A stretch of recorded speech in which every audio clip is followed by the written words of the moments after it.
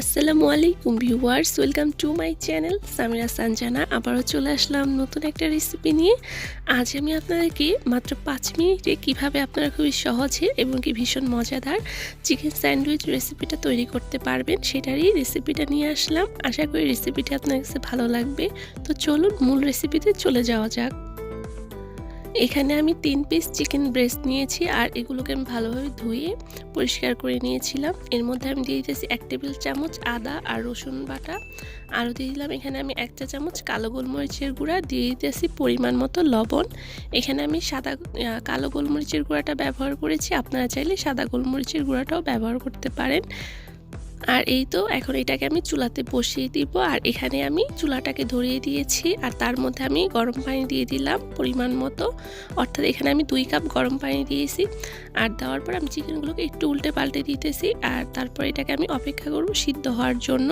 চিকেনটা পুরোপুরি সিদ্ধ হওয়ার জন্য আমি এটাকে ঢাকনা দিয়ে রেখে দিতেছি। আর এখানে আমি যতটুকু পানি দিয়েছি সবগুলো পানি কিন্তু আমি চিকেনটা সিদ্ধর মধ্যেই টানিয়ে নিব। আমি এর থেকে কোনো পানি ফেলে দিব না, কারণ যেহেতু এখানে আদা রসুন বাটাটা আমি ব্যবহার করেছি তাই। তো এই তো আমার চিকেনটাও পুরোপুরি সিদ্ধ হয়ে গেছে আর পানিটাও টেনে গেছে। এখন আমি এটাকে চুলা থেকে নামিয়ে একটা ছুরির সাহায্যে একদম ঝুরি ঝুরি করে কেটে নিব। চিকেনগুলোকে গরম থাকা অবস্থায় কাটতে যাবেন না, এতে করে হাতে লেগে যেতে পারে। ঠান্ডা হওয়ার পর তারপর ছুরির সাহায্যে ঝুরি ঝুরি করে কেটে নিতে হবে। আর এই তো এখানে আমি ব্রেড নিয়েছি, এখানে আমি 8 পিস ব্রেড নিয়েছি আর ব্রেডগুলোকে এখন আমি কেটে নিব, অর্থাৎ ব্রেডের সাইডে যে লাল অংশটা আছে ওইটা আমি ছুরির সাহায্যে কেটে ফেলে দিব। আর আরেকটা কথা, এখানে আমি আমার পরিমাণ মতো চিকেন নিয়েছি, আপনারা চাইলে চিকেনটাকে একটু বেশি করে নিয়ে সিদ্ধ করে আলাদাভাবে রেখে দিতে পারেন হুটহাট বাচ্চাদের টিফিনের জন্য, নাস্তা তৈরি করার জন্য আর কি। তো এই তো এখানে আমি সবগুলো ব্রেডের লাল অংশ কেটে ফেলেছি। এখন চলে আসলাম চিকেনের কাছে। আমি চিকেনগুলোকে একদম ঝুরি ঝুরি করে কেটে নিয়েছি আমার যতটুকু আর কি সম্ভব হয়েছে। তো এখন এর মধ্যে আমি দিয়ে দিতেছি আধা কাপ মেয়োনিজ, আর দিয়ে দিতেছি 1 টেবিল চামচের মতো চিনি, দিয়ে দিতেছি হাফ চামচের মতো কালো গোলমরিচের গুঁড়া। এখানে চিনিটা অপশনাল, আমার ভালো লাগে তাই আমি দিছি, আপনারা যদি ভালো লাগে দিতে পারেন, না দিলেও সমস্যা নেই। তবে আমার কাছে মনে হয় কি এখানে চিনি দেওয়াতে এই স্যান্ডউইচের টেস্টটা আরও দ্বিগুণ বেড়ে যায়। তো এখন এখানে আমি আমার পরিমাণ মতো অর্থাৎ পছন্দ মতো সবজি অ্যাড করে দিলাম। আপনারা চাইলে সবজি বাদও দিতে পারেন কিংবা মন চাইলে দিতেও পারেন, সমস্যা নেই, এটা আপনাদের পছন্দ মতো আপনারা তৈরি করে নিতে পারেন। আর এই তো এখানে আমার ভালোভাবে এগুলো মিক্সড করা হয়ে গেছে চিকেনের সাথে সবজিগুলো। তো এখন চলে যাব স্যান্ডউইচটা তৈরি করার জন্য।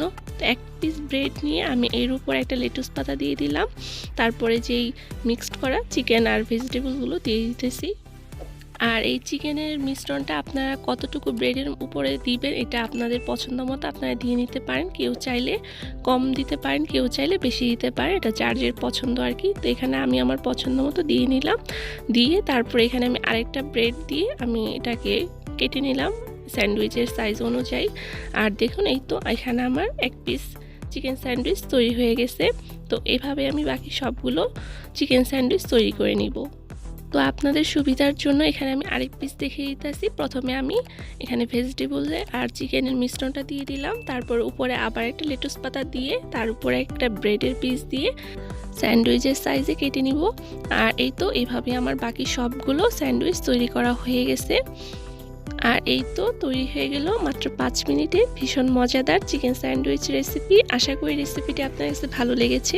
রেসিপিটি ভালো লাগলে অবশ্যই ভিডিওতে একটি লাইক দিয়ে চ্যানেলটিকে সাবস্ক্রাইব করে আমার পাশেই থাকবেন।